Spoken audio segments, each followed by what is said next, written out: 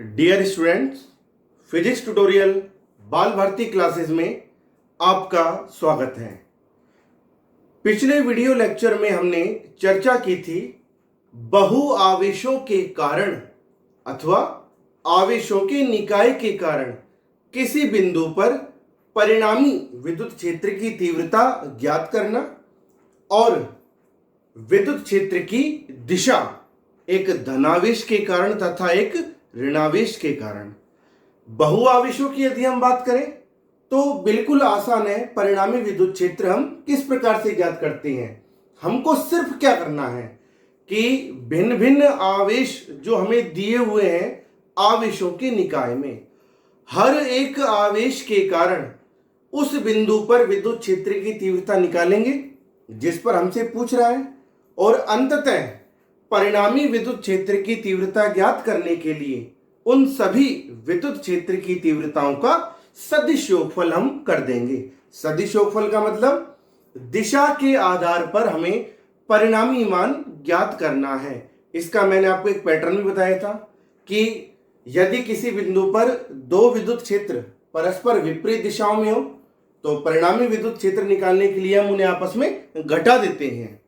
यदि दो विद्युत क्षेत्र समान दिशा में हो तो परिणामी विद्युत क्षेत्र निकालने के लिए हम उन्हें परस्पर आपस में जोड़ देते हैं।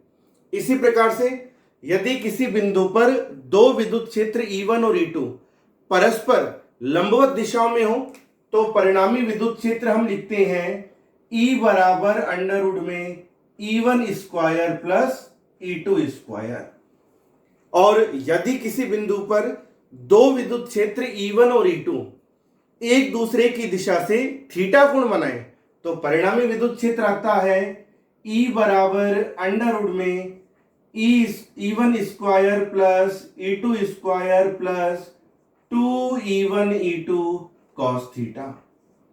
यही आपको बताया था मैंने। फिर हमने विद्युत क्षेत्र की दिशा की बात की थी, एक धनावेश के कारण और ऋणावेश के कारण। विद्युत क्षेत्र की तीव्रता की दिशा मैंने आपको बताई हुई थी कि विद्युत क्षेत्र में स्थित किसी धन परीक्षण आवेश पर जिस दिशा में बल लगे विद्युत क्षेत्र की तीव्रता की भी वही दिशा होगी। ये बताया था मैंने आपको।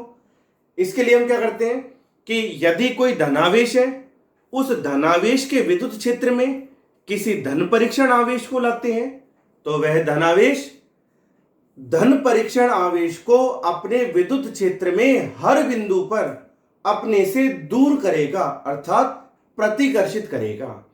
पर यदि किसी ऋणावेश के विद्युत क्षेत्र में हम धन परीक्षण आवेश को लाते हैं तो वह ऋणावेश अपने विद्युत क्षेत्र में हर बिंदु पर धन परीक्षण आवेश को अपनी ओर आकर्षित करेगा। तो मैंने आपको यह बताया था, यदि किसी बिंदु धनावेश के कारण आपसे किसी भी बिंदु पर विद्युत क्षेत्र की दिशा पूछे तो बिंदु धनावेश के कारण प्रत्येक बिंदु पर विद्युत क्षेत्र की दिशा उस धनावेश से हमेशा कहां पर? बाहर निकलती हुई होगी। समझ में आ गई मेरी बात? क्योंकि एक धनावेश अपने विद्युत क्षेत्र में प्रत्येक बिंदु पर धन परीक्षण आवेश को प्रतिकर्षित करेगा, इसलिए विद्युत क्षेत्र की दिशा धनावेश पर बाहर की ओर होगी। ठीक है। इसी प्रकार यदि हम बात करें ऋणावेश की तो यदि हम किसी ऋणावेश के विद्युत क्षेत्र में किसी भी बिंदु पर धन परीक्षण आवेश को रखें, ऋणावेश के विद्युत क्षेत्र में किसी भी बिंदु पर धन परीक्षण आवेश को रखें तो धन परीक्षण आवेश हर बिंदु पर इस ऋणावेश की ओर आकर्षित होगा। इसलिए विद्युत क्षेत्र की दिशा एक ऋणावेश के कारण सदैव कहां पर होती है? अंदर की ओर होती है। धनावेश के कारण प्रत्येक बिंदु पर विद्युत क्षेत्र की दिशा धनावेश से बाहर निकलती हुई होगी और ऋणावेश के कारण प्रत्येक बिंदु पर विद्युत क्षेत्र की दिशा उस ऋणावेश पर अंदर आती हुई होगी। तो ये मैंने आपको बताया था पिछले वीडियो लेक्चर में, धनावेश और ऋणावेश के कारण विद्युत क्षेत्र की दिशाएं और किसी बिंदु पर बहु आवेशों के कारण परिणामी विद्युत क्षेत्र की तीव्रता ज्ञात करना। ये चीज मैंने आपको बताई थी। आज हम जिस टॉपिक पर बात कर रहे हैं वह है विद्युत द्विध्रुव। आज हम किस टॉपिक पर बात कर रहे हैं? विद्युत द्विध्रुव पर बात कर रहे हैं, जिसे हम कहते हैं इलेक्ट्रिक डाइपोल। क्या कहते हैं इसे हम? Electric dipole. देखिए विद्युत द्विध्रुव क्या होगा, मैं आपको पहले के एग्जांपल के द्वारा बता दूं। मान लीजिए मैं आपसे कह दूं किसी बिंदु पर एक आवेश रखा है -5 माइक्रोकूलाम का। किसी बिंदु पर एक आवेश रखा गया है -5 माइक्रोकूलाम का। इसके निकट किसी दूसरे बिंदु पर आवेश रखा है +5 माइक्रोकूलाम का। दो आवेश, एक तो है -5 माइक्रोकूलाम का जो कि नेगेटिव है, दूसरा है +5 माइक्रोकूलाम का पॉजिटिव। अब इन दोनों आवेशों में क्या तो समानता है और क्या अंतर है? देखिए दोनों आवेशों के परिमाण तो कैसे हैं? समान, 5 माइक्रोकूलाम ही है परिमाण, पर प्रकृति कैसी एक दूसरे के विपरीत है। एक 5 माइक्रोकूलाम का ऋणावेश है तो दूसरा 5 माइक्रोकूलाम का धनावेश है। कि दोनों आवेश परिमाण में तो समान है पर प्रकृति में एक दूसरे के विपरीत है। और यदि ऐसे आवेश एक दूसरे से बहुत अल्प दूरी पर स्थित हो, एक दूसरे से बहुत अल्प दूरी पर स्थित हो, तो आवेशों के ऐसे निकाय को, या ऐसे बोल दो आवेशों की इस प्रकार की व्यवस्था को, या आवेशों के ऐसे युग्म को हम क्या कहते हैं? विद्युत द्विध्रुव कहते हैं। क्या कहते हैं इसे हम? विद्युत द्विध्रुव कहते हैं।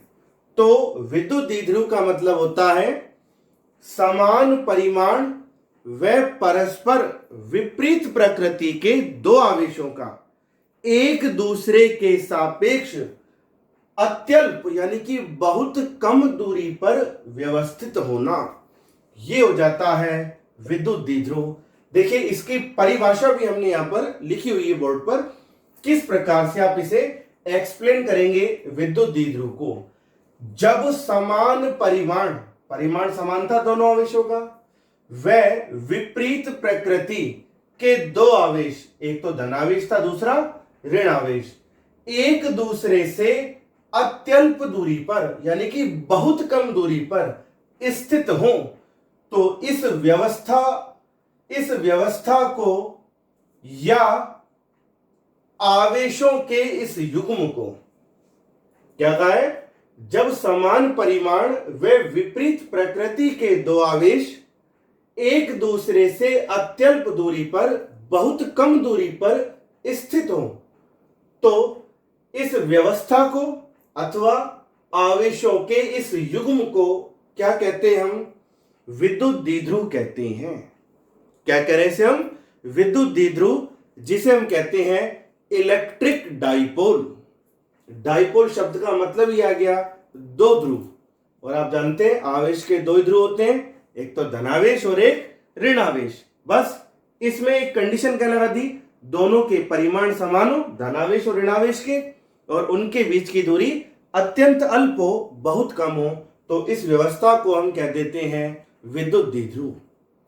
क्लियर? ये बात होती है विद्युत द्विध्रुव की। बात करें विद्युत द्विध्रुव की भौतिक सार्थकता की, तो इसका मैं आपको बिल्कुल एक इजी एग्जांपल बता दूं जिससे आप आसानी से विद्युत द्विध्रुव को समझ पाएंगे। आपने पढ़ रखा है NaCl अणु, पढ़ रखा है ना आपने? NaCl का एक अणु जो होता है वह दो आयनों से मिलकर बना होता है। कौन कौन से होते हैं दो आयन? एक तो होता है Na+ और दूसरा होता है Cl-। NaCl का एक अणु, या ऐसे दूसरा एग्जांपल भी ले लो आप, HCl का एक अणु। HCl का एक अणु भी दो आयनों से मिलकर बना हुआ है, एक तो है H+ और दूसरा आयन है Cl माइनस। यही है। तो किसी भी एक अणु की हम बात करें, NaCl का एक अणु दो आयनों Na प्लस और Cl माइनस से मिलकर बना हुआ है। यही है। इन दोनों आयनों को हम देखें, दोनों आयनों के मध्य एक इलेक्ट्रॉन का स्थानांतरण हो रहा है। कहां से कहां की ओर? Na से Cl की ओर। यही हुआ है ना। तो इस Na प्लस आयन पर तो एक इलेक्ट्रॉन का धनावेश आ रहा है, एक इलेक्ट्रॉन के परिमाण के बराबर। Cl माइनस आयन पर एक इलेक्ट्रॉन के परिमाण के बराबर क्या आ रहा है? ऋणावेश आ रहा है। तो Na प्लस NaCl अणु की हम बात करें तो Na प्लस और Cl माइनस, इन दोनों आयनों को आप देखिए, दोनों आयनों पर आवेश का परिमाण तो कैसा आ रहा है? समान आ रहा है कि जितना Na प्लस पर धनावेश है, Cl माइनस आयन पर उतना ही ऋणावेश है। तो दोनों आयनों पर आवेश का परिमाण तो कैसा है? समान है, पर आवेश की प्रकृति कैसी है? एक दूसरे के विपरीत। Na प्लस और Cl माइनस, या इसको देख लो आप, H प्लस और Cl माइनस, दोनों आयनों पर आवेश का परिमाण तो समान है, पर प्रकृति परस्पर एक दूसरे के विपरीत है और दोनों एक दूसरे से अल्प दूरी पर स्थित होते हैं, बहुत कम दूरी पर स्थित होते हैं। तो ये व्यवस्था किसका एग्जाम्पल को दर्शाती है? एक विद्युत द्विध्रुव के एग्जाम्पल को या विद्युत द्विध्रुव की भौतिक सार्थकता को दर्शाती है। तो यदि मान लो आपसे पूछ ले विद्युत द्विध्रुव की परिभाषा, वो तो आप दे सकते हैं। जब समान परिमाण और विपरीत प्रकृति के दो आवेश एक दूसरे से अत्यल्प दूरी पर स्थित हो, तो इस व्यवस्था या आवेशों के इस युग्म को हम क्या कहते हैं? विद्युत द्विध्रुव कहते हैं। ठीक है। विद्युत द्विध्रुव की भौतिक सार्थकता, यानी कि आपसे एक एग्जाम्पल पूछ ले तो आप आसानी से बता सकते हैं। जैसे NaCl का एक अणु या HCl का एक अणु किससे दर्शाता है? विद्युत द्विध्रुव की भौतिक सार्थकता को दर्शाता है, जिसमें Na प्लस और Cl माइनस, इन आयनों पर आवेशों के परिमाण तो समान होते हैं, प्रकृति परस्पर एक दूसरे के विपरीत होती है और ये दोनों आयन एक दूसरे से बहुत अल्प दूरी पर, इनके मध्य की दूरी एंगस्ट्रॉम कोटि की होती है, बहुत कम होती है, एक दूसरे से अल्प दूरी पर व्यवस्थित होते हैं। तो NaCl का एक अणु या HCl का एक अणु किसे दर्शाता है? विद्युत द्विध्रुव की भौतिक सार्थकता को दर्शा रहा है। क्लियर? देखो, कोई भी अणु विद्युत द्विध्रुव का निर्माण कब करता है? जब किसी अणु में धनावेश और ऋणावेश, या ऐसे बोल दो, धनायनों और ऋणायनों के द्रव्यमान केंद्र परस्पर संपाती ना हो, अर्थात एक ही बिंदु पर केंद्रित ना हो, बल्कि एक दूसरे से अल्प दूरी पर स्थित हो। कि जब किसी अणु में धनायनों और ऋणायनों के द्रव्यमान केंद्र एक दूसरे के संपाती ना हो, बल्कि एक दूसरे से अल्प दूरी पर व्यवस्थित हो, तो वह अणु किसका निर्माण कर देता है? विद्युत द्विध्रुव का निर्माण करता है, विद्युत द्विध्रुव की भौतिक सार्थकता को दर्शाता है। तो ये बात थी विद्युत द्विध्रुव की। अब हम इसी में आगे बढ़े। आपको पता है विद्युत द्विध्रुव हम ऐसे युग्म को कह रहे हैं जिस युग्म में दो आवेश समान परिमाण के हो और विपरीत प्रकृति के हो। जैसे मान लीजिए हम कह दें कि एक निकाय है AB, ये निकाय AB एक विद्युत द्विध्रुव है। कह रहे हैं हम एक निकाय है AB, क्या है? यह एक विद्युत द्विध्रुव है। जब ये विद्युत द्विध्रुव होगा तो कैसे होगा विद्युत द्विध्रुव? जब इन पर उपस्थित आवेशों के परिमाण समान हो। आवेश को हम किससे दर्शाते हैं? Q से, कैपिटल Q लें या स्मॉल q लें। तो यदि एक आवेश पर परिमाण Q होगा तो दूसरे आवेश पर भी परिमाण कितना होगा? Q होगा। दोनों पर आवेश के परिमाण तो समान है, पर आवेश की प्रकृति कैसी होनी चाहिए? परस्पर विपरीत होनी चाहिए। यानी कि एक धनावेश होगा तो दूसरा क्या होना चाहिए? ऋणावेश होना चाहिए। और दोनों आवेश एक दूसरे से अत्यल्प दूरी पर यानी कि बहुत कम दूरी पर व्यवस्थित होने चाहिए। आवेशों के मध्य की इस अल्प दूरी को हम किससे दर्शाते हैं? 2a से दर्शाते हैं। विद्युत द्विध्रुव में आवेशों के मध्य की अल्प दूरी को हम किससे दर्शाते हैं? 2a से दर्शाते हैं।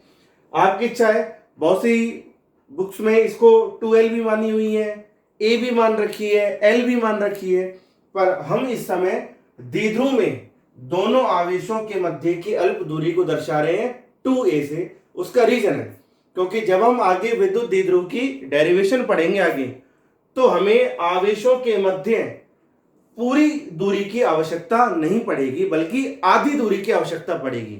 तो यदि हम इस पूरी दूरी को a माने तो आधा करेंगे तो क्या होगा? a/2। और यदि इस पूरी दूरी को हम 2a मान लें तो आधा करने पर कितनी मिलेगी? a मिलेगी। तो इससे हमको डेरिवेशन की कैलकुलेशन करने में भी क्या होगी? आसानी होगी। इसलिए हम इस दूरी को 2a मान के चलते हैं कि विद्युत द्विध्रुव में आवेशों के मध्य की अल्प दूरी कितनी होती है? 2a होती है। ये द्विध्रुव का आ गया मध्य बिंदु। तो जब ये पूरी दूरी 2a होगी तो मध्य बिंदु के दोनों तरफ की जो दूरी होगी ये कितनी होगी? a होगी। और यहां की दूरी भी कितनी होगी? a होगी। ये व्यवस्था किसका निर्माण कर रही है? एक विद्युत द्विध्रुव का, जिसमें दो आवेश प्लस q और माइनस q परिमाण में समान है, प्रकृति में विपरीत है और एक दूसरे से अल्प दूरी पर स्थित है। ठीक है। अब विद्युत द्विध्रुव में किसी एक आवेश का परिमाण, दोनों का कुल परिमाण निकालेंगे तो दोनों का कुल परिमाण कितना हो जाएगा? 0 हो जाएगा, 0 हो जाएगा ना। तो विद्युत द्विध्रुव में उपस्थित किसी एक आवेश का परिमाण किससे दर्शा रहे हैं? इस परिमाण को हम q से। और आवेशों के मध्य की अल्प दूरी, इस अल्प दूरी को हम किससे दर्शा रहे हैं? 2a से। के गुणनफल को हम कहते हैं विद्युत द्विध्रुव आघूर्ण। क्या कह रहे हैं हम इसे? विद्युत द्विध्रुव आघूर्ण कहते हैं और इसे हम दर्शाते हैं p से। हालांकि सदिश राशि है, पर जब हम सदिश रूप में दर्शाएंगे तो p की जगह हम क्या लिखेंगे? वेक्टर p हम यहां पर लिखेंगे। तो विद्युत द्विध्रुव में क्या होता है? विद्युत द्विध्रुव में उपस्थित किसी आवेश का परिमाण तथा आवेशों के मध्य की अल्प दूरी के गुणनफल को हम कहते हैं विद्युत द्विध्रुव आघूर्ण कहते हैं। इसे हम दर्शाते हैं p से। यह एक सदिश राशि है, तो जब आप इसे सदिश रूप में लिखें, p की जगह किससे लिखें? वेक्टर p से आप इसे नोट करें। तो अब बात करें हम q की। आवेश तो कैसी राशि है? अदिश राशि, q आपने लिख दिया। 2a क्या है? आवेशों के मध्य की दूरी। दोनों आवेशों के मध्य की जो दूरी होगी वह एक निश्चित दिशा में तो होगी, दोनों आवेशों को मिलाने वाली रेखा के अनुदिश होगी, निश्चित दिशा में होगी। तो इस दूरी को हम सदिश रूप में लिख सकते हैं। क्या लिखेंगे? वेक्टर 2a, क्योंकि ये एक निश्चित दिशा में आपको प्राप्त हो रही है। तो विद्युत द्विध्रुव आघूर्ण का सदिश रूप क्या बन जाएगा? वेक्टर p बराबर q वेक्टर 2a। क्लियर? इसे हम कहते हैं विद्युत द्विध्रुव आघूर्ण। यह एक सदिश राशि है और इसकी जो दिशा होती है, विद्युत द्विध्रुव आघूर्ण की दिशा हमेशा ऋणावेश, यानी कि विद्युत द्विध्रुव में जो आवेश है ना, धनावेश और ऋणावेश, इन दोनों के बीच में ऋणावेश माइनस q से धनावेश प्लस q की ओर होती है। क्या कहा मैंने आपसे? विद्युत द्विध्रुव आघूर्ण की दिशा हमेशा ऋणावेश से कहां की ओर, धनावेश की ओर होती है, माइनस क्यू से प्लस क्यू की ओर होगी। यह एक कैसी राशि है, सदिश राशि है। विद्युत द्विध्रुव आघूर्ण के हम मात्रक की बात करें तो एस आई पद्धति में, यानी कि एमकेएस पद्धति में, एस आई पद्धति को हम एमकेएस पद्धति के ही समतुल्य मानते हैं। तो एस आई पद्धति में विद्युत द्विध्रुव आघूर्ण का मात्रक क्या होगा, आवेश का मात्रक तो होता है कूलाम और दूरी का मात्रक क्या होता है, मीटर। तो इसका मात्रक होगा कूलाम गुणा मीटर। एस आई पद्धति में विद्युत द्विध्रुव आघूर्ण का मात्रक होता है कूलाम गुणा मीटर, या एक मात्रक और होता है डिबाई। क्या होता है, डिबाई मात्रक और होता है। और मैं आपको बता दूं, एक डिबाई विद्युत द्विध्रुव आघूर्ण बराबर होता है 3.3 गुणा 10 की घात -30 कूलाम गुणा मीटर के। एमकेएस पद्धति में, एसआई पद्धति में विद्युत द्विध्रुव आघूर्ण का मात्रक क्या होता है, कूलाम गुणा मीटर, या एक मात्रक और होता है डिबाई। और एक डिबाई कितने कूलाम गुणा मीटर के बराबर होता है, 3.3 गुणा 10 की घात -30 कूलाम गुणा मीटर के बराबर होता है। यदि हम सीजीएस पद्धति की बात करें तो सीजीएस पद्धति में विद्युत द्विध्रुव आघूर्ण का मात्रक क्या होगा, कूलाम की जगह तो क्या आ जाएगा, स्टेट कूलाम, और मीटर की जगह आपको क्या मिलेगा, सेंटीमीटर। यह आ जाता है विद्युत द्विध्रुव आघूर्ण का मात्रक।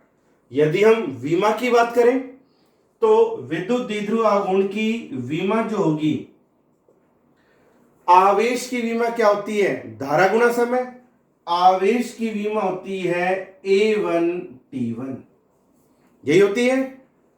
2A क्या है, आवेशों के मध्य की दूरी, दूरी की विमा क्या होगी, L1, यही तो होगी। तो क्या बन गई विद्युत द्विध्रुव आघूर्ण की विमा, M0L1T1A1। यह आ जाती है विद्युत द्विध्रुव आघूर्ण की विमा। समझ में आ गया सभी को? मैं एक बार फिर से रिपीट कर रहा हूं, थोड़ा ध्यान दें आप। विद्युत द्विध्रुव इलेक्ट्रिक डाइपोल हम किसे कहते हैं, जब दो आवेश परिमाण में समान हो, परस्पर प्रकृति में विपरीत हो और एक दूसरे से अत्यंत अल्प दूरी पर, बहुत कम दूरी पर स्थित हो, तो इस व्यवस्था या आवेशों के इस युग्म को हम क्या कहते हैं, विद्युत द्विध्रुव कहते हैं।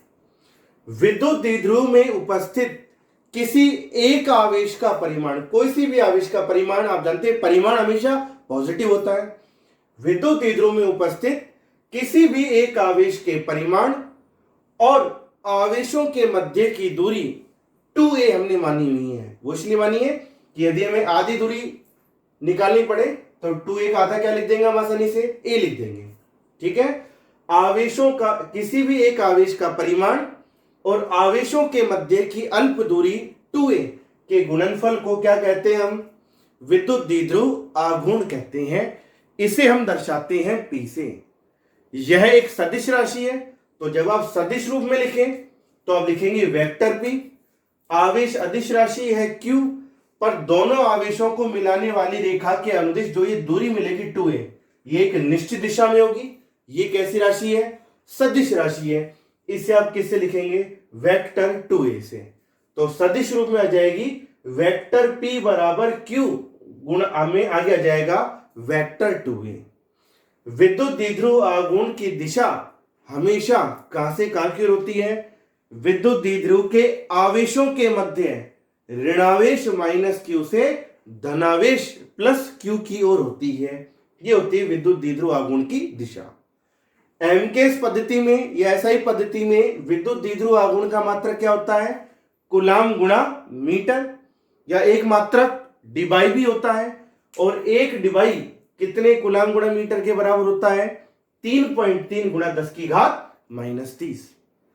सीजीएस पद्धति में विद्युत द्विध्रुव आघूर्ण का मात्रक क्या होगा? स्टेट कूलाम गुणा सेंटीमीटर।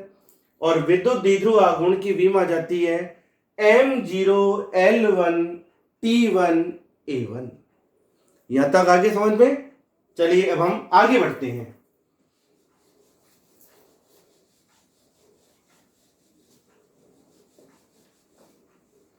अब हम आगे बात करते हैं विद्युत द्विध्रुव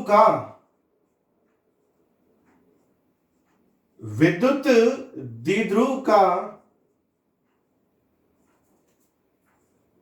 अक्ष व निरक्ष।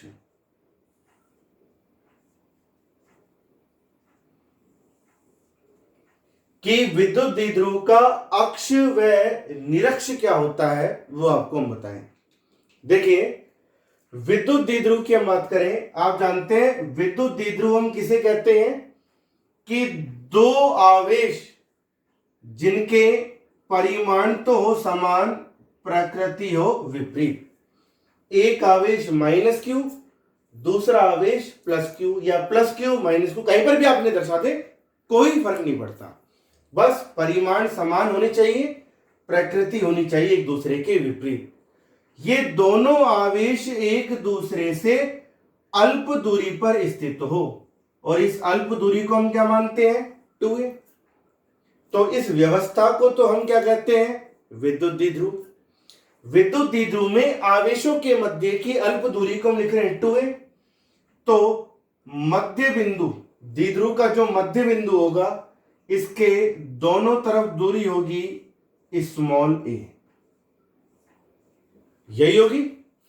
अब हम बात कर रहे हैं विद्युत द्विध्रुव का अक्ष व निरक्ष।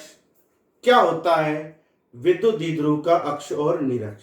देखिए, विद्युत द्विध्रुव का अक्ष हम किसे कहते हैं?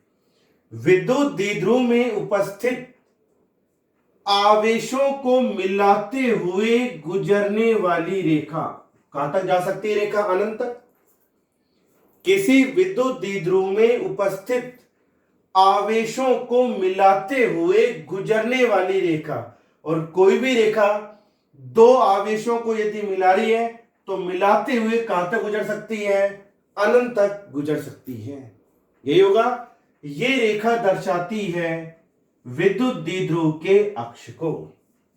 फिर से ध्यान दें, विद्युत द्विध्रुव में उपस्थित आवेशों को मिलाते हुए गुजरने वाली रेखा विद्युत द्विध्रुव के अक्ष को दर्शाती है। क्लियर? अब हम बात करें निरक्ष की, कि विद्युत द्विध्रुव का निरक्ष क्या होता है? विद्युत द्विध्रुव का निरक्ष होता है कि विद्युत द्विध्रुव के अक्ष के लंबवत तथा द्विध्रुव के मध्य बिंदु से गुजरने वाली रेखा, यह दर्शाती है विद्युत द्विध्रुव के निरक्ष को। ध्यान से समझ बेटा इसको, क्योंकि अब आपको जो आगे टॉपिक पढ़ने हैं वो पढ़ने हैं विद्युत क्षेत्र ज्ञात करना। किसके कारण? विद्युत द्विध्रुव के कारण। दो जगह हम निकालेंगे, अक्ष पर और निरक्ष पर, इसलिए मैं आपको बता रहा हूं ये चीज। फिर से देखें आप, अक्ष क्या होता है? विद्युत द्विध्रुव में उपस्थित आवेशों को मिलाते हुए गुजरने वाली रेखा तो दर्शाती है अक्ष को, और द्विध्रुव के अक्ष के लंबवत, ये अक्ष है, इसके लंबवत मध्य बिंदु से गुजरने वाली रेखा किसे दर्शाती है? विद्युत द्विध्रुव के निरक्ष को दर्शाती है। ये हो जाता है विद्युत द्विध्रुव के अक्ष और निरक्ष, जो परस्पर एक दूसरे के लंबवत होते हैं। जब हमें विद्युत द्विध्रुव के अक्ष या निरक्ष पर दूरी ज्ञात करनी हो, कि मान लीजिए हम कहते हैं कोई बिंदु है P, यह विद्युत द्विध्रुव के कहां पर स्थित है? अक्ष पर स्थित है। एक बिंदु मैंने आपको दे दिया M, ये बिंदु M कहां पर स्थित है? विद्युत द्विध्रुव के निरक्ष पर। तो जब कोई बिंदु विद्युत द्विध्रुव के हम अक्ष पर लें या विद्युत द्विध्रुव के निरक्ष पर लें, इन दोनों बिंदुओं की जो दूरी होती है वह सदैव हम कहां से नोट करते हैं? विद्युत द्विध्रुव के मध्य बिंदु से। फिर से मैं रिपीट कर रहा हूं, किसी विद्युत द्विध्रुव के अक्ष अथवा निरक्ष पर मापी गई दूरियां हमेशा कहां से ली जाती हैं? द्विध्रुव के मध्य बिंदु से ली जाती हैं। समझ में आ गया तक सभी को? अब और आगे हम बढ़ते हैं। हम एक बात करते हैं आदर्श विद्युत द्विध्रुव की, कि हम आदर्श विद्युत द्विध्रुव किसे कहते हैं। यानी कि विद्युत द्विध्रुव के बारे में तो आपने पढ़ा है, उस विद्युत द्विध्रुव की आइडियल कंडीशन की आदर्श स्थितियां विद्युत द्विध्रुव की किसे कहेंगे। देखो ये प्रश्न 1 नंबर का एग्जाम में आपकी पूछा जा सकता है। आदर्श विद्युत द्विध्रुव किसे कहेंगे आप? यदि किसी विद्युत द्विध्रुव में आवेश का परिमाण, प्रत्येक आवेश का परिमाण Q टेंडिंग टू इंफिनिटी, अर्थात बहुत उच्च हो। इंफिनिटी का मतलब है उच्च होना, और उनके मध्य की दूरी 2a टेंडिंग टू 0, अर्थात बहुत अल्प हो। अब इससे अल्प और क्या होगी? समझ में आ रही मेरी बात? इससे अल्प दूरी और क्या हो सकती है? 2a टेंडिंग टू 0 और q टेंडिंग टू इंफिनिटी। तो द्विध्रुव की इस स्थिति को हम कहते हैं आदर्श विद्युत द्विध्रुव। क्या कहते हैं इसे? आदर्श विद्युत द्विध्रुव। समझ में आ गया कि विद्युत द्विध्रुव की आदर्श स्थिति या आदर्श विद्युत द्विध्रुव हम किसे कहते हैं? यदि किसी विद्युत द्विध्रुव में आवेशों का परिमाण कितना हो? बहुत उच्च हो, अर्थात अनंत हो, और उनके मध्य की दूरी, आवेशों के मध्य की दूरी बहुत अल्प हो, टेंडिंग टू 0। तो इस अवस्था में विद्युत द्विध्रुव को हम कहते हैं आदर्श विद्युत द्विध्रुव, यानी कि आइडियल इलेक्ट्रिक डाइपोल। समझ में आ गया सभी को?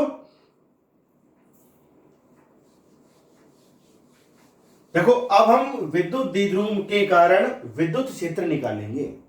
अब हम क्या निकालेंगे? विद्युत द्विध्रुव के कारण विद्युत क्षेत्र निकालेंगे। विद्युत क्षेत्र कहां पर निकालेंगे? पहले तो हम निकालेंगे अक्ष पर, फिर हम निकालेंगे निरक्ष पर। तो सबसे पहला हम पढ़ रहे हैं विद्युत क्षेत्र। विद्युत द्विध्रुव के अक्ष पर विद्युत क्षेत्र की तीव्रता, कि एक विद्युत द्विध्रुव के अक्ष पर हमें विद्युत क्षेत्र की तीव्रता ज्ञात करनी है। समझ में आ रही मेरी बात? अब हम क्या करते हैं, इसके लिए एक विद्युत द्विध्रुव हम लेते हैं।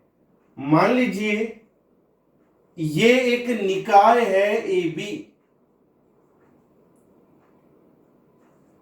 एक निकाय है AB जिसे हम कह रहे हैं विद्युत द्विध्रुव। अब हम इसे विद्युत द्विध्रुव कब कहेंगे? जब इस निकाय AB के एक बिंदु पर तो धनावेश होगा और दूसरे बिंदु पर उतने ही परिमाण का ऋणावेश होगा। तो मान लीजिए इस निकाय AB के बिंदु A पर तो आवेश है +q, दूसरा बिंदु B पर आवेश है -q। दोनों आवेश परिमाण में समान है, प्रकृति में परस्पर विपरीत हैं, और ये दोनों आवेश एक दूसरे से बहुत अल्प दूरी 2a पर स्थित हैं। तो हम कह सकते हैं ना AB को विद्युत द्विध्रुव, क्योंकि आवेशों के परिमाण समान है, प्रकृति विपरीत है, और दोनों एक दूसरे से अल्प दूरी 2a पर स्थित हैं। ठीक है? अब देखो जब आप विद्युत द्विध्रुव बनाते हैं तो आपकी इच्छा है चाहे यहां पर माइनस क्यू आवेश दर्शा ले, यहां पर प्लस क्यू आवेश दर्शाए, या यहां पर प्लस क्यू दर्शाए, या यहां पर माइनस क्यू, आपकी इच्छा है। द्विध्रुव में कहीं पर भी, यानी कि एक सिरे पर तो आप प्लस क्यू, दूसरे पर माइनस क्यू आवेश आपको दर्शाना है। जरूरी नहीं है कि पहले प्लस क्यू को दर्शाए, पहले माइनस क्यू को दर्शाए, आपको जो सही लगे। आप चाहो तो पहले माइनस क्यू को दर्शा लो, बाद में प्लस क्यू को दर्शा लो, ये आपकी इच्छा है। इस द्विध्रुव का मध्य बिंदु है O। तो जब दोनों आवेशों के बीच की अल्प दूरी 2a है, तो मध्य बिंदु के दोनों तरफ की जो ये दूरी होगी वह कितनी होगी? स्मॉल a होगी, यही होगी। अब हमारा टॉपिक क्या है? विद्युत द्विध्रुव के अक्ष पर विद्युत क्षेत्र की तीव्रता ज्ञात करना। क्या होता है विद्युत द्विध्रुव का अक्ष? मैंने बताया भी आपको कि विद्युत द्विध्रुव में उपस्थित आवेशों को मिलाते हुए गुजरने वाली रेखा, ये किसे दर्शाती है? विद्युत द्विध्रुव के अक्ष को। कहां तक हो सकता है अक्ष का विस्तार? अनंत तक। कितना ही हो सकता है? तो ये विद्युत द्विध्रुव का अक्ष है। दोनों आवेशों को मिलाते हुए जो रेखा जा रही है, यह है विद्युत द्विध्रुव का अक्ष। विद्युत द्विध्रुव के अक्ष पर एक बिंदु है P। इस बिंदु P पर हमें परिणामी विद्युत क्षेत्र ज्ञात करना है। हम क्यों कह रहे हैं परिणामी विद्युत क्षेत्र? बिंदु P पर विद्युत द्विध्रुव में कितने आवेश हैं? 2 आवेश, धनावेश और ऋणावेश। तो बिंदु P पर, द्विध्रुव के अक्ष पर जो बिंदु P है, इस बिंदु P पर कितने विद्युत क्षेत्र उत्पन्न होंगे? वही आ गया ना, बहु आवेशों के कारण विद्युत क्षेत्र। कितने विद्युत क्षेत्र उत्पन्न होंगे? 2 विद्युत क्षेत्र उत्पन्न होंगे। एक विद्युत क्षेत्र तो होगा धनावेश के कारण, और दूसरा विद्युत क्षेत्र होगा ऋणावेश के कारण। हम ऐसा भी नहीं कह सकते एक आवेश के कारण विद्युत क्षेत्र निकाले और दूसरे आवेश के विद्युत क्षेत्र को नगण्य मान ले, ऐसा नहीं कह सकते ना। यहां पर दोनों आवेश ही कैसे परिमाण के हैं? समान परिमाण के हैं। तो बिंदु P पर आपको परिणामी विद्युत क्षेत्र की तीव्रता ज्ञात करनी है। द्विध्रुव के, विद्युत द्विध्रुव के अक्ष पर जो हमने बिंदु P लिया है, इस बिंदु P की दूरी कहां से नोट करोगे? A से नोट करोगे, B से नोट करोगे, या O से नोट करोगे? O से नोट करोगे। मैंने कहा आपसे विद्युत द्विध्रुव का अक्ष हो या निरक्ष हो, तो किसी भी बिंदु पर, यदि वह अक्ष पर हो या निरक्ष पर हो, दूरी हमेशा कहां से नोट करते हैं? द्विध्रुव के मध्य बिंदु से ही हम नोट करेंगे। तो विद्युत द्विध्रुव के अक्ष पर बिंदु P है, और मान लीजिए ये बिंदु P द्विध्रुव के मध्य बिंदु से कितनी दूरी पर है? r दूरी पर है। अब हमें बिंदु P पर परिणामी विद्युत क्षेत्र की तीव्रता ज्ञात करनी है। इस बिंदु P पर 2 विद्युत क्षेत्र उत्पन्न होंगे, पहला धनावेश के कारण और दूसरा ऋणावेश के कारण। मान लीजिए धनावेश प्लस Q के कारण बिंदु P पर कितना विद्युत क्षेत्र उत्पन्न हो रहा है? Vector E1। किसके कारण? धनावेश के कारण, द्विध्रुव के धनावेश के कारण बिंदु P पर विद्युत क्षेत्र उत्पन्न हो रहा है वेक्टर E1। कितनी दूरी पर?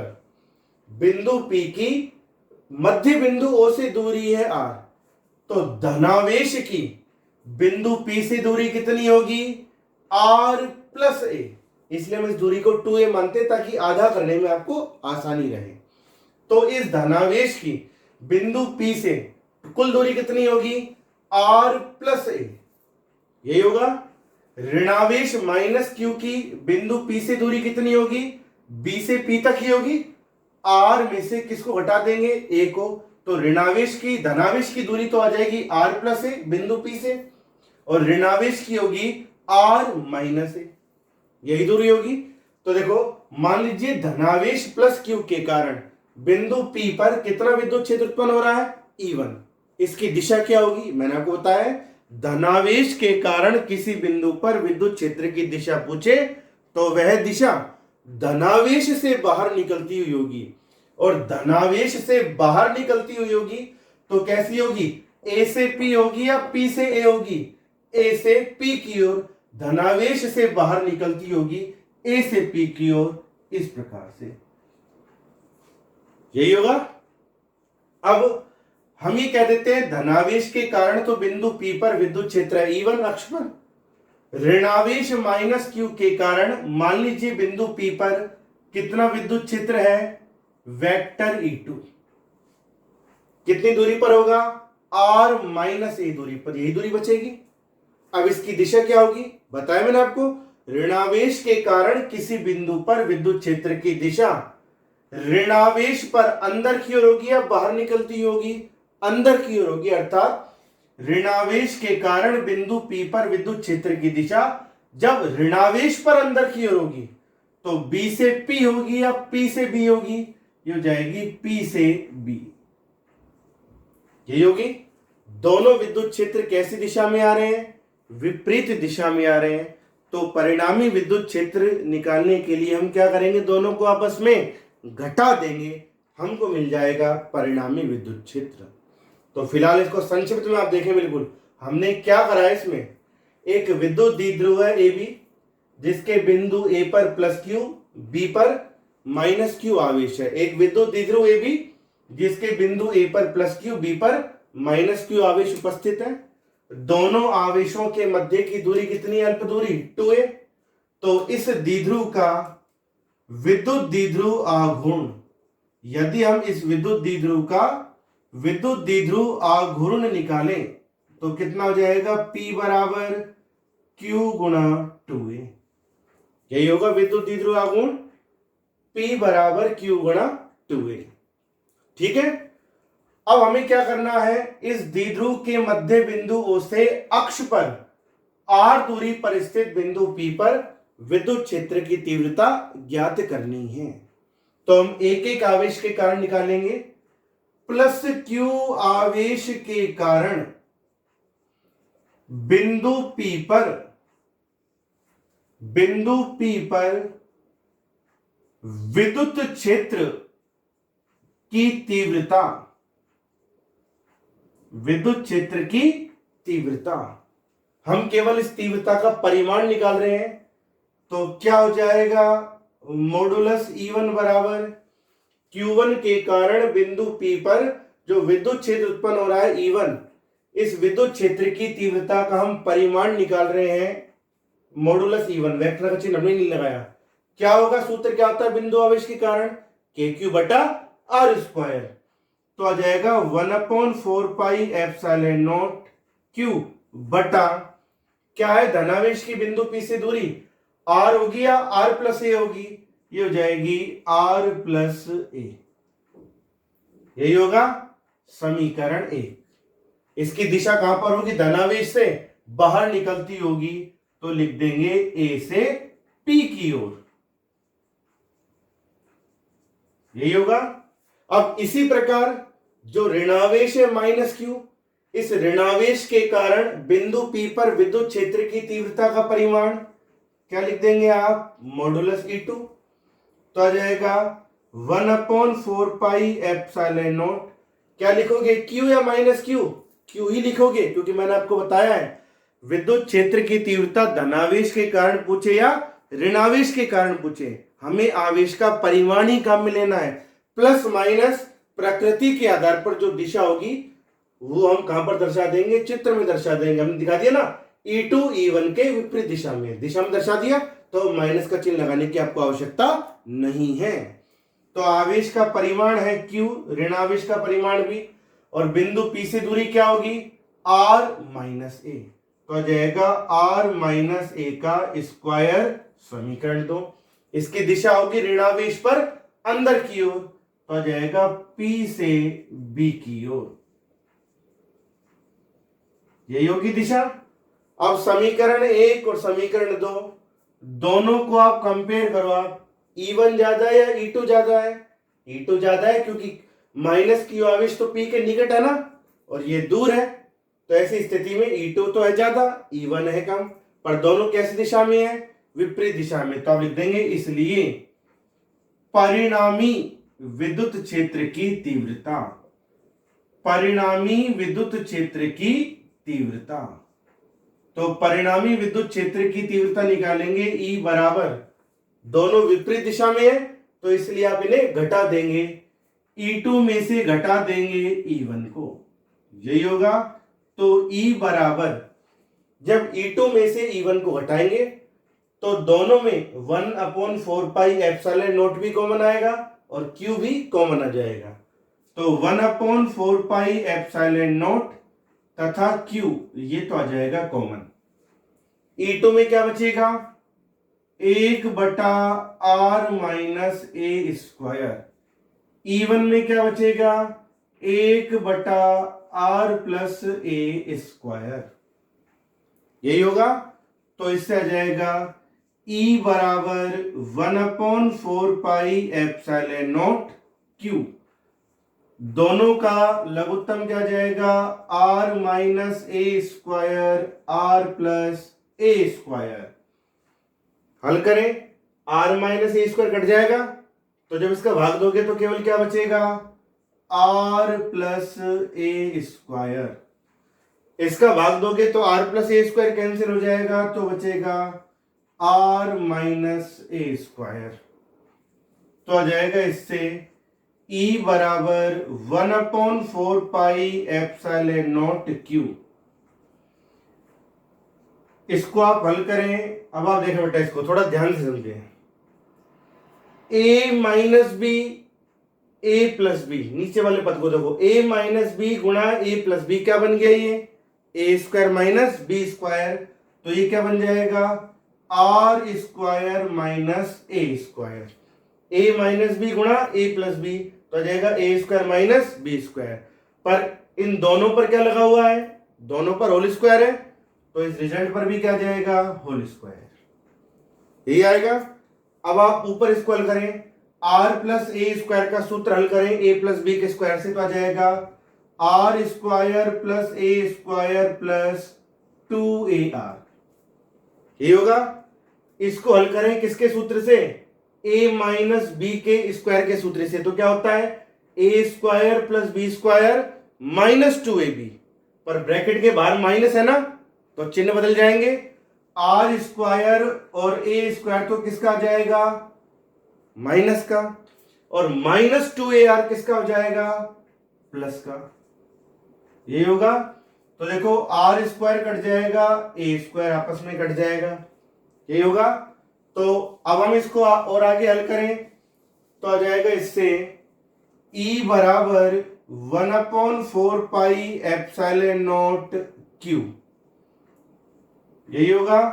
अब देखो 2ar कितना हो जाएगा, 4ar। यही होगा। अब आप देखें, r² माइनस a² का होल स्क्वायर है। तो देखो बेटा हमने क्या करा, यहां पर दिया हुआ था, ये हमने एक ब्रैकेट बनाया, ब्रैकेट के ऊपर होल स्क्वायर लगा हुआ था तो होल स्क्वायर लगा दिया। ब्रैकेट के अंदर क्या लिखा हुआ है, r² माइनस a²। इनमें से r² को कॉमन ले आप, तो r² की जगह तो क्या बचेगा, 1, a² की जगह क्या आएगा, a² बटा r²। यही होगा। चाहे आप करके देख लेते, r² को 1 से गुणा करेंगे तो r² आएगा, r² को a² बटा r² से गुणा करेंगे तो r² से r² कट जाएगा, क्या बचेगा, a², और ऊपर क्या लगा हुआ है, होल स्क्वायर, वही है ना। अब आप इसमें कंपेयर करें आप इन दूरियों को, एक तो जो ये अल्प दूरी है a और ये दूरी है r। r दूरी क्या है, विद्युत द्विध्रुव के अक्ष पर, और विद्युत द्विध्रुव के अक्ष पर जो ये r दूरी है कहां तक हो सकती है, अनंत तक कितनी हो सकती है, ये हो सकती है ना भाई। विद्युत द्विध्रुव का अक्ष है, दोनों आवेशों को मिलाते हुए गुजरने वाली रेखा ये कहां तक जा रही है, अनंत तक जा सकती है। तो जो विद्युत द्विध्रुव के अक्ष पर बिंदु P की जो हमने दूरी मानी है, ये मध्य बिंदु से हम नोट कर रहे हैं, और अक्ष पर कहां तक हो सकती है, अनंत तक कितनी हो सकती है। जबकि जो ये दूरी है स्मॉल है, ये तो अल्प दूरी है, कैसी है, सीमित दूरी है। तो हम कंपेयर करें a तथा r की, तो आप लिखेंगे a very very less than r, कि जो अक्ष पर दूरी है r ये तो अनंत तक कितनी हो सकती है, पर जो ये द्विध्रुव के आवेशों के बीच की जो ये आधी दूरी है a, ये तो बहुत अल्प है ना, तो a very very less than r, a का मान r से बहुत छोटा है। यदि हम ए में भाग लगाएं आर का, अर्थात कम में अल्प दूरी में अधिक दूरी का भाग लगाएं, तो कम में ज्यादा का भाग लगाने पर अनुपात जो है वो कैसा मिलेगा? एक से बहुत छोटा मिलेगा। और जब कोई अनुपात एक से बहुत छोटा मिलता है तो वह लगभग पूर्णांक की दृष्टि से किसके समीप होगा? जीरो के समीप।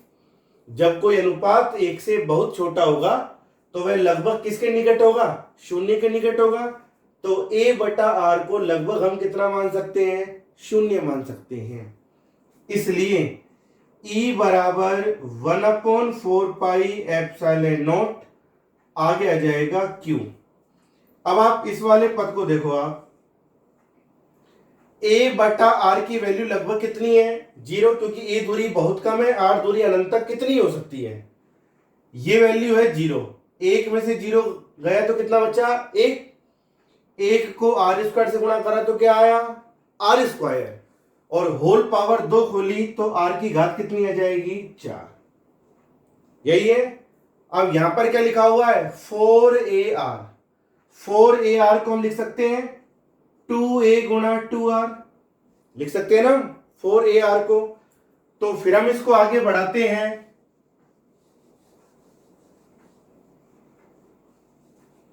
तो देखो, ऊपर R की घात 1 है, नीचे कितनी है? 4। तो ये कट के नीचे घात कितनी रह जाएगी? 3।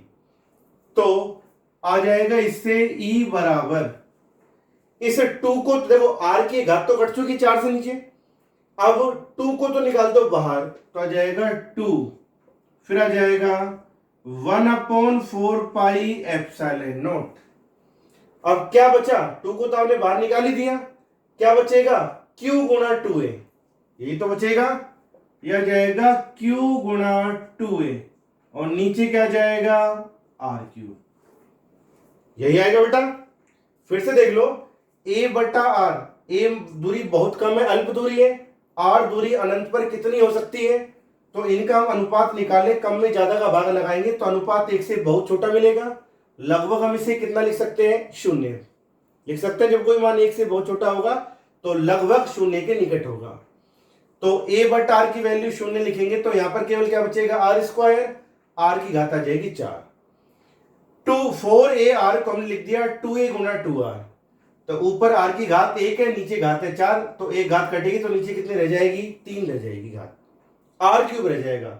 अब इस 2 को तो हमने निकाल दिया बाहर, तो 1/4 पाई एप्सिलॉन नॉट, केवल क्या बचेगा ऊपर? Q गुणा 2A और नीचे क्या जाएगा? R³। तो आ जाएगा E बराबर 2, ये किसका मान बन गया? 1/4 पाई एप्सिलॉन नॉट, कूलाम नियतांक K का मान बन गया। ये क्या बन जाता है? Q गुणा 2A। विद्युत द्विध्रुव में उपस्थित किसी एक आवेश का परिमाण तथा आवेशों के मध्य की अल्प दूरी के गुणनफल को हम क्या कहते हैं? बताया मैंने आपको, विद्युत द्विध्रुव आघूर्ण कहते हैं, जिसे हम किससे दर्शाते हैं? P से।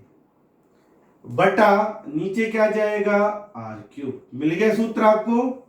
तो ध्यान रहे, किसी, अच्छा ये विद्युत क्षेत्र जो है वो किसका है? न तो धनावेश का है न ही ऋणावेश का है, बल्कि दोनों का परिणामी विद्युत क्षेत्र है।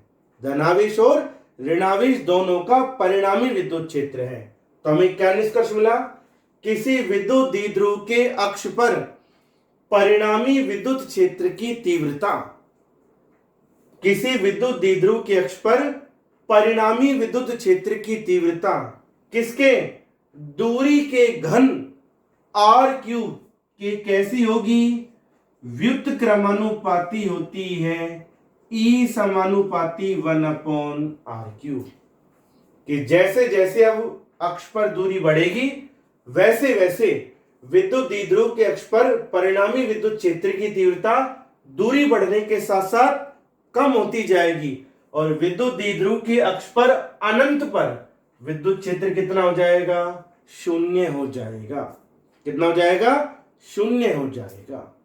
तो ये था किसी विद्युत द्विध्रुव के अक्ष पर, अर्थात दोनों आवेशों को मिलाते हुए गुजरने वाली रेखा के किसी बिंदु पर, कितनी दूरी पर? R दूरी पर परिणामी विद्युत क्षेत्र की तीव्रता ज्ञात करना और यह विद्युत क्षेत्र की तीव्रता दूरी के घन आर क्यूब के व्युत्क्रमानुपाती होती है। E समानुपाती 1/r³। समझ में आ गई सभी को। तो अगले ये थी अक्ष पर विद्युत क्षेत्र की तीव्रता। अगले वीडियो लेक्चर में हम बात करेंगे विद्युत द्विध्रुव के निरक्ष पर, यानी कि ऐसी रेखा जो द्विध्रुव के अक्ष के लंबवत हो और मध्य बिंदु से गुजरे, निरक्ष पर परिणामी विद्युत क्षेत्र की तीव्रता। फिर हम पढ़ेंगे दोनों में संबंध, अक्ष पर और निरक्ष पर।